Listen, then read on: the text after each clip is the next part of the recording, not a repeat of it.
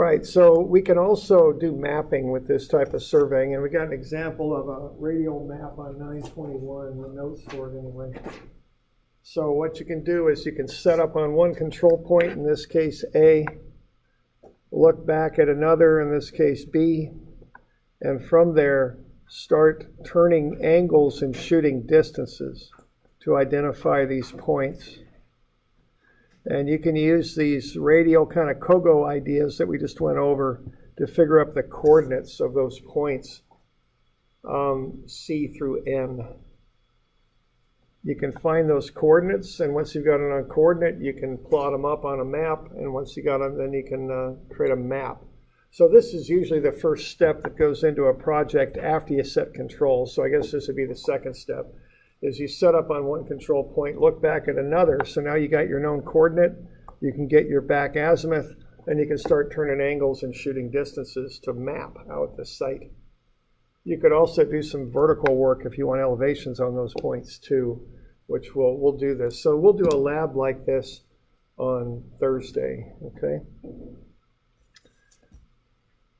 So the way this will go is what you would do after you've collected that data. So the data is the point you're sitting on, your instrument point, your back sight, then angles right and distances. All right, so here we go. So this is on page 922. So we've got the instrument at C, back sight A, foresight F. And we're turning an angle right of 72.15 and shooting a horizontal distance of 62.13.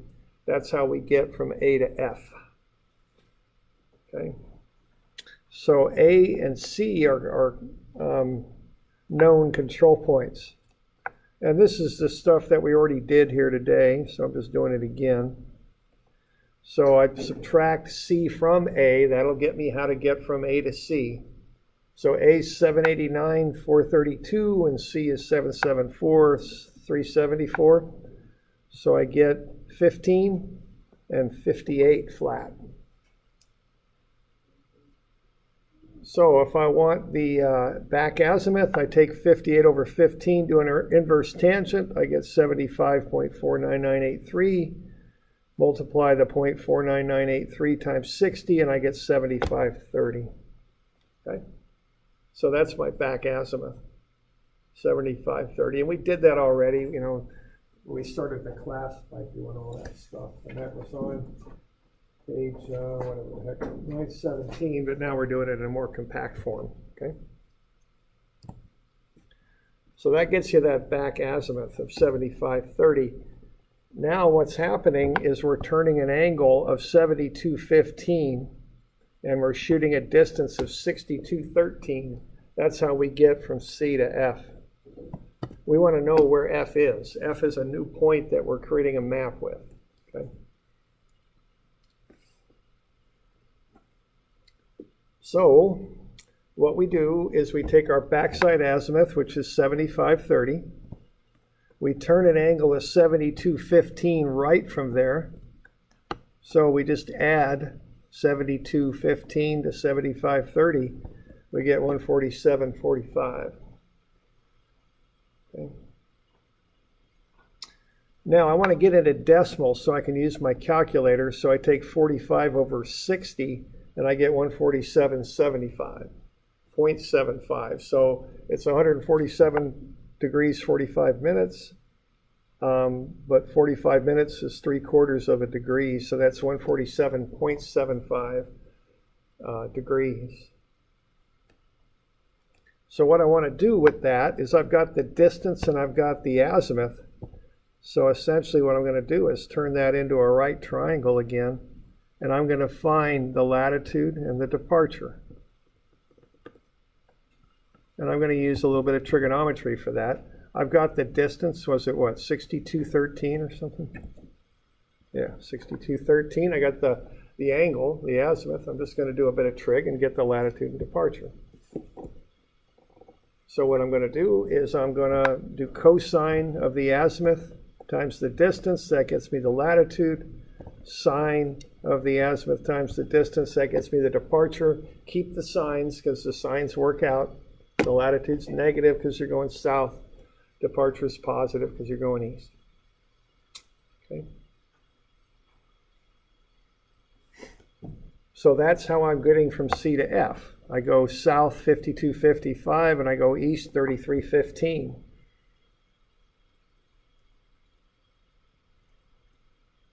So I'll start at my original coordinate, 774.00, 374.00, and I'll subtract 52.55.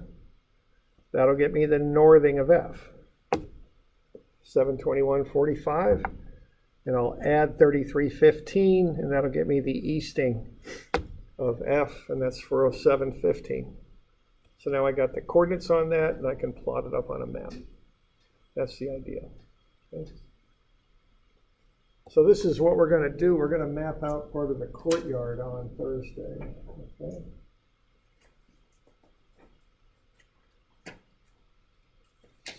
So let's have a look at this. You got any questions on that bit there?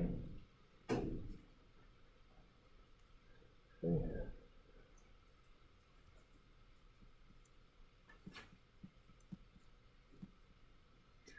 So why don't you have a look at the homework? It's on 951. We got the instrument at A, backsighting B. And what we're going to do is map up this path and fence and pond. So why don't you find the back azimuth? Instruments at A, backsight B. So what's that azimuth then? So I plotted them up. Get the arrow so you're sure you're pointing in the right direction. We're going from A to B, and calculate up that back azimuth.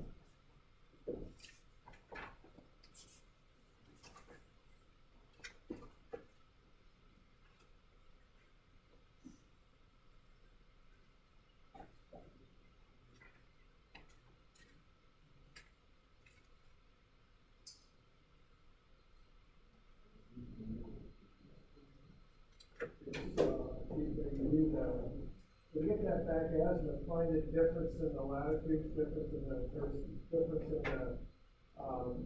y's and the x's. So you got the coordinate for A and the coordinate for B, I think. Yeah, so use those coordinates, subtract off the northings and subtract off the eastings. And then do it with B. Okay, if you're going from A to B, you go B minus A.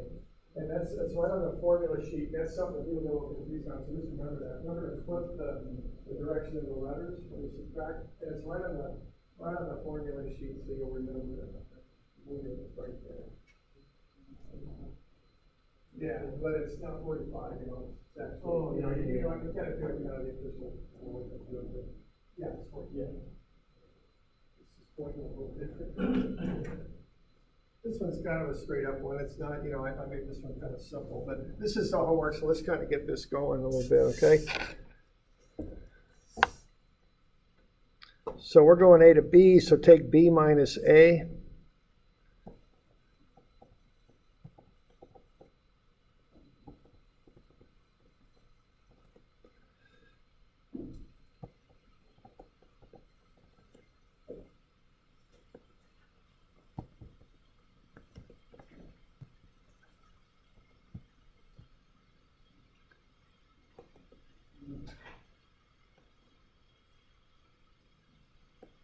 Oops, I switched them. Yeah, B minus A will get us an A to B, so we're going north. Oh yeah, okay.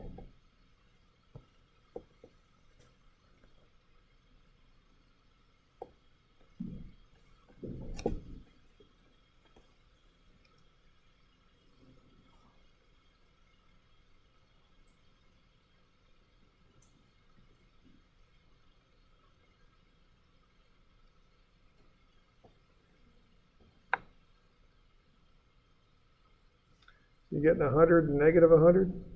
That's the difference. Okay, and then we arctan that, and what do we get? So 135, or what do we get? Minus 45?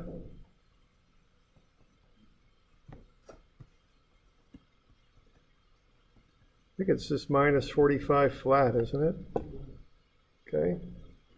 Is that good? All right, now what does minus 45 mean? I mean, if we were going to get that converted into a regular azimuth, what would that be?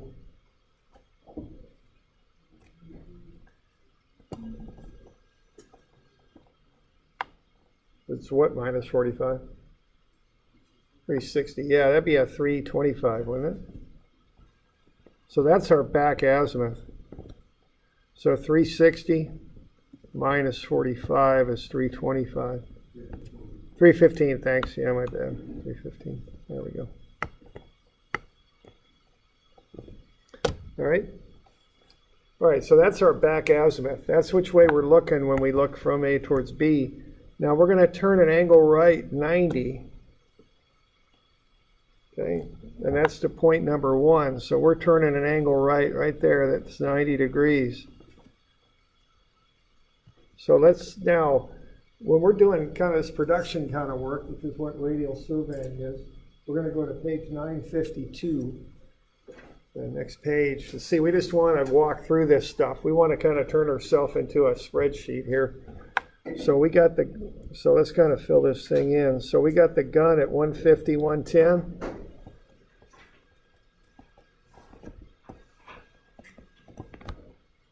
Back sight is at 250, 10, I think. Back sight azimuth. Now you could call it 315, but in this case it might even be handy to call it minus 45 because we're turning angles right. And that actually might be a better way to call it because it's easier to do the math if you just think of it as being minus 45. You'll see what I mean here in a minute if you need explanation of that.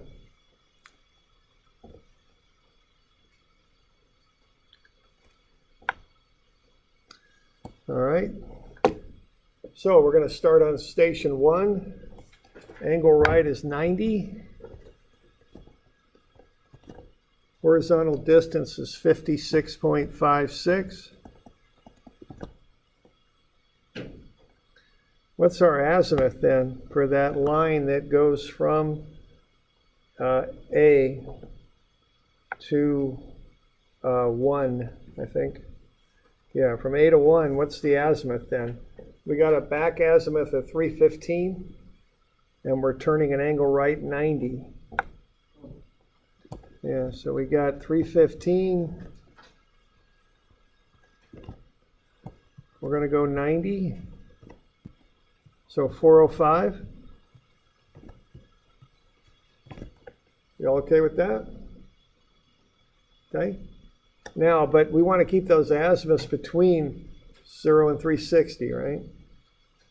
So take away a full circle, and what do we get? Yeah, 45 flat. And see, that's why it's easier to think that azimuth maybe as negative 45. Negative 45 plus 90 gets you positive 45. It's just a little quicker to get there, okay? So that forward azimuth is 45. The decimal azimuth is just 45.00. Put 4 zeros in there, degrees.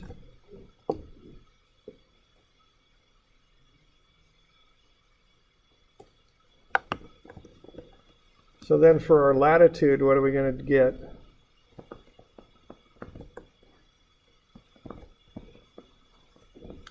Cosine azimuth times the distance. Cosine 45 times 56.56 is 40, near enough, okay? Just call it 40. Just go to the nearest foot. That should be fine on this stuff. We're just mapping anyway.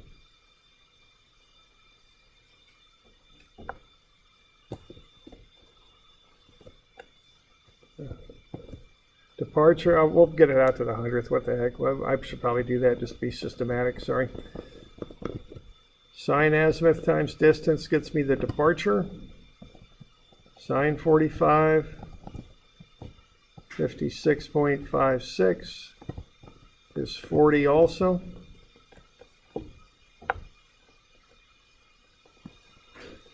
So both the latitude and departure are 40. Leave yourself the comp sheet to work on. Don't write the calcs all over it because you gotta, that's just meant to be kind of worked through. Okay. Okay, so that's how far over and up you're going from 150, 110. So you're at 150, and you're going 40 up from there. So you end up at 190, and then you're at 110, and you're going 40 over from there. So then you end up at 150. So that's where you end up, okay?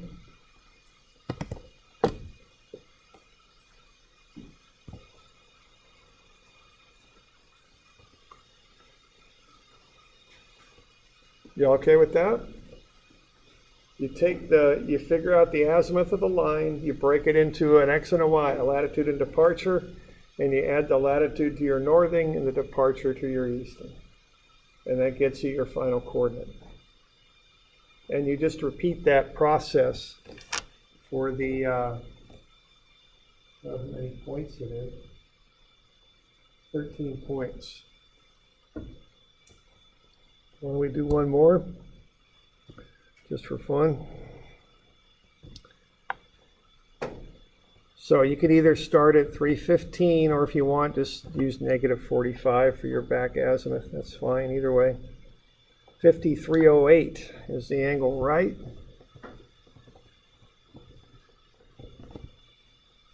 That's 0.2. Distance is 282.84.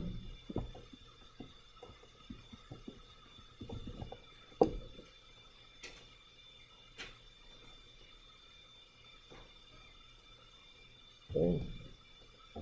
So figure out your azimuth now.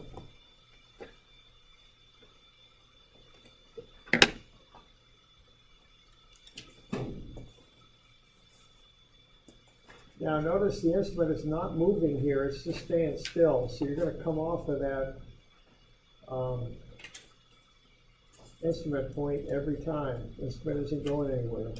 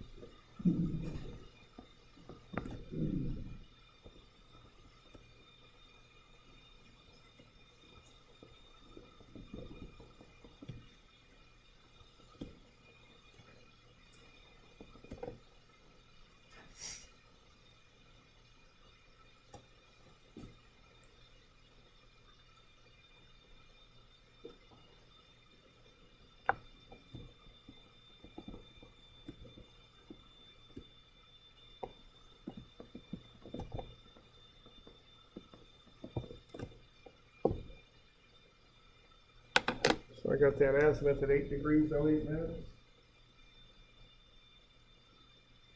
And get that 08 divided by 60, and that'll get you a decimal, which is generally what calculators want to use. Okay, and then get your latitude and departure, and then add them to the beginning coordinate, which is always 150, 110. That instrument isn't going anywhere. Okay.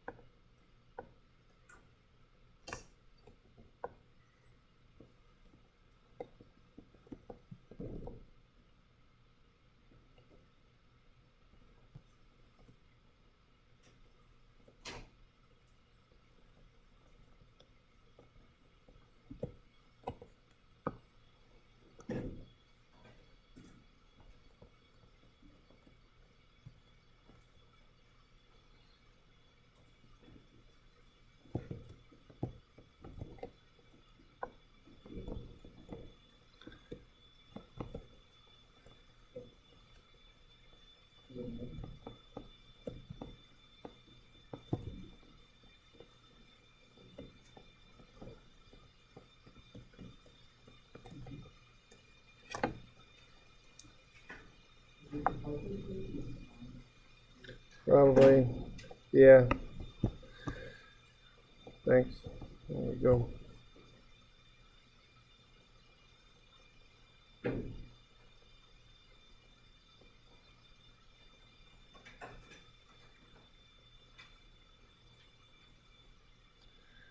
So that's 280 flat.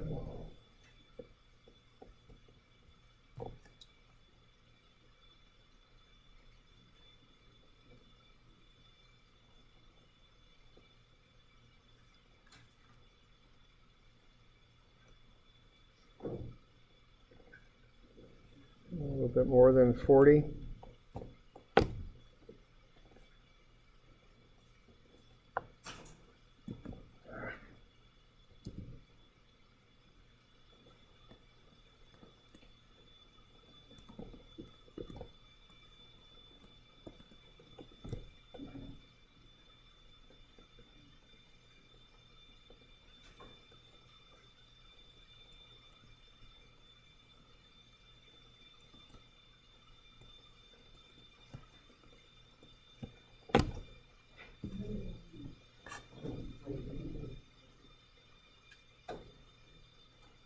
We just kind of run through this repetitively.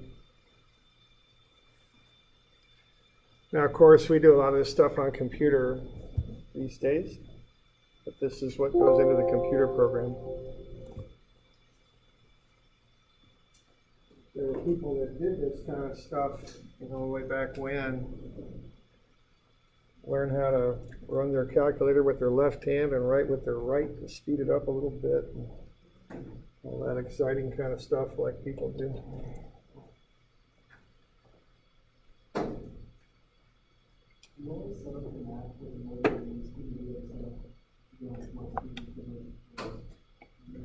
Northing easting, that's just how it's done, and there might be other ways that might work better in other situations, but yeah, everybody does it that way. You don't want to reinvent the wheel.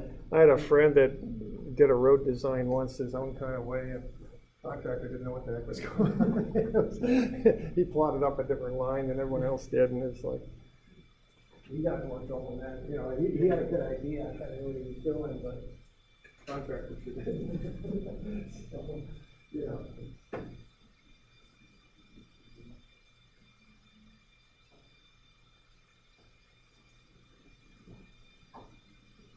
Okay, so you just run on down through there. If you just write those numbers down on the right to the nearest foot, that's fine, because you're just going to plot them up on a map, okay? So we okay with that? And, you know, you just want to kind of get in a rhythm on this. Sometimes if I got a partner, the one person will read it and I'll calculate it. Kind of goes a little quicker. And just get that filled out. Now, this is kind of like that traverse where I give you a partial key on 955. Okay? So that way you can tell if you're getting off track. Okay? So latitude, departure, northern and eastern, nearest foot will be fine for making a map.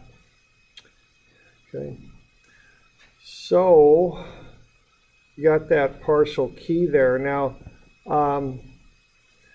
what you got then is a piece of graph paper to make the map.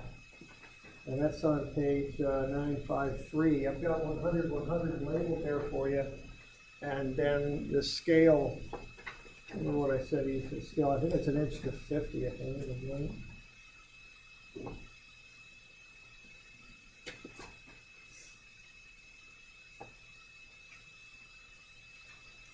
Inch to 50, yeah. Now, if you want, you know, you could do this on AutoCAD if you want, but just plot it up at 1 to 50 if you do. But, you know, whatever you want to do, you just plot it up by hand too, that's fine. Yeah, when you plot, yeah. All right, so what you've got then is that you got the paper laid out like that, and you've got 100 down here, and then 1, 2, 3, 4, 5, 6. So 6 lines running across. 2, 3, 4, 5. I got an extra one. 6. There's it 7. 2, 3, 4, 5. That's pretty good. Get that in there. Then how many across? 1, 2, 3, 4, 5, 6, 7, 8, 9, 10 across. 1, 2, 3, 4, 5, 6, 8. So something like that is what you got. And then, you know, the northings just go 50 for the main grid, okay?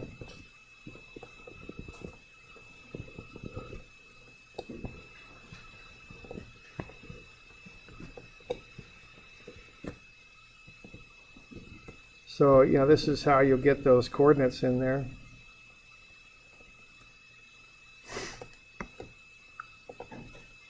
And then you just plot everything up.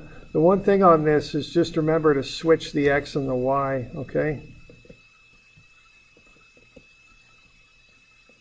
You know, we're all used to using X comma Y, but surveyors use Y comma X. So just be careful of that when you're plotting. So you just start plotting up the points.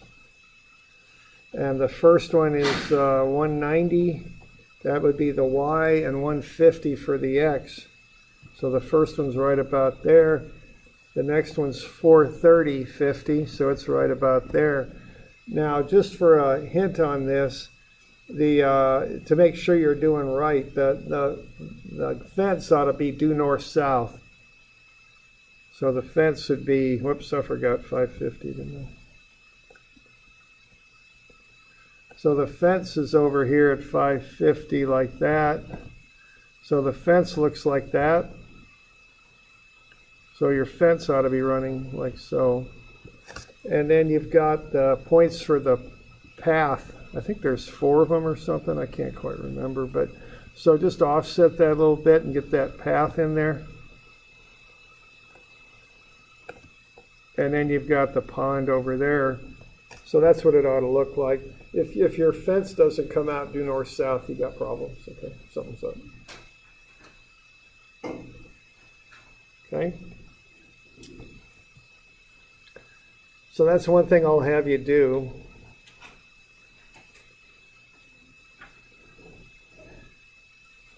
So for your homework here,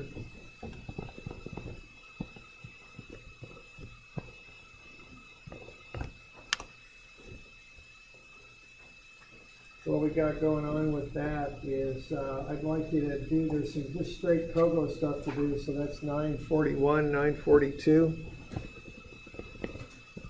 That's just kind of figuring up azimuths and distances and figuring up angles. Okay.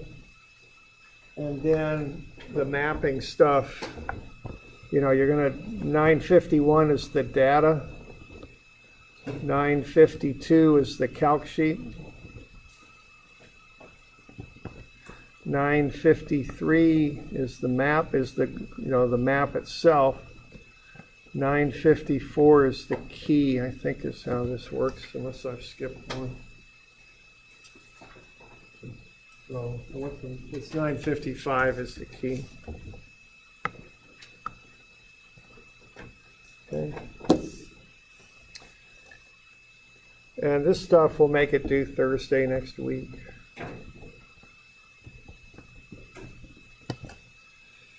And that's the 31st. Is there 31 days in May? 30 days? That's it. Okay. So we're good.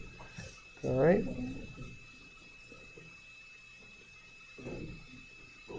All right, now, the other thing that we'll be doing is on Thursday, we'll do a mapping lab.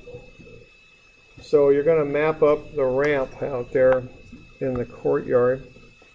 So we're just going to have you set up on a point, and you're just going to turn angles and shoot distances and map in maybe 15 points or so. You'll have a comp sheet. It's a little bit different because we're going to throw some elevations in here. But, you know, that's pretty much what we're going to do there. We got a little extra thing to do with the elevations because these instruments will get us vertical offsets, okay? So we can get that figured out if we get an HI, which is the height of our instrument above the ground, and an HR, which is the height of our rod. We can get elevations, which we'll do. And then what I'm going to want you to do is create a map. So we'll shoot in these points here, and then you'll just kind of connect the dots and make a map out of it, okay? And then I'll ask you some questions about, or one question about the slope of the ramp. That's what I'm going to want you to get figured out. So you'll get some of these points. You'll probably shoot in a tree or two and the planter and all that. So that's what we'll be doing on Thursday, okay? Now the one thing when we're doing that, watch those dang instruments because they'll take a, shoot angles left sometimes if you're not careful on those things, so watch that, okay? Watch that you're not shooting angles left because that'll screw you up. We want angles right. The other thing I noticed this when we were traversing, it'll be more pronounced when we're doing this type of work. The person on the rod, it can be a very tedious job holding that prism nice and straight and still, so you got to talk to them. You got to tell them when you're looking at them, okay? So when you're ready to shoot, say looking. And then when you take a shot, say shooting, and then when you're done, you say got it. So they're not standing like a statue for 10 minutes at a time, which gets a little bit irritating out there in the sun. So, okay. So those are some things to be thinking about for Thursday, but we'll go out and map that thing up. Okay. So we doing okay? Going? Okay. So 941. 942, the whole page is up, right? Yeah, right. Yeah. So 952 though? Mm-hmm. The one that we're just working on? Yeah. Yeah. Is that a different problem? No, that's the same one. I just started doing the homework. Oh, okay. You know, I had to do the first two just to practice to kind of get the hang of it. Okay? Is that good? Oh, that's good. Yeah, okay. We're good? Mm-hmm. What's the difference between the lowercase HI and the uppercase HI? Uppercase HI is the actual elevation above sea level of the telescope. Lowercase HI is when you're sitting on a control point. Instead of shooting a backside, you just take a tape and pull it up from the control point up to the telescope. And you just measure the distance. So lowercase HI is like 5 feet or something. Uppercase would be whatever that point was plus the 5. Yeah. All right, so we'll call it good.